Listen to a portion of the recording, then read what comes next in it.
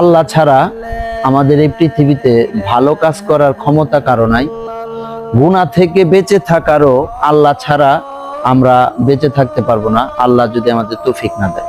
লা হাওলা ওয়ালা কুওয়াতা ইল্লা বিল্লাহিল আলিয়্যুল আযীম, এটা যদি বেশি বেশি পাঠ করেন দেখবেন আপনার সমস্ত গুনাহ আল্লাহ সুবহানাহু ওয়া তাআলা মাফ করে দিবে। নবী করিম সাল্লাল্লাহু আলাইহি সাল্লাম সাহাবাদের ইরশাদ করে, হে সাহাবারা, তোমাদেরকে এমন একটি আমল বলে দেব যে যেটাকে জান্নাতের ভান্ডার বলা হয়েছে, এটা যদি বেশি বেশি পাঠ করো তাহলে তুমি জান্নাতে প্রবেশ করতে পারবা।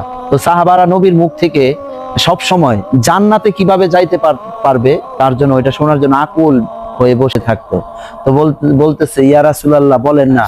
তো বলছে, কেউ যদি বেশি বেশি লা হাওলা ওয়ালা কুওয়াতা ইল্লা বিল্লাহিল আলিয়্যুল আযীম এটা যদি বেশি বেশি পাঠ করে সে জান্নাতের ভান্ডার খুঁজে পেল।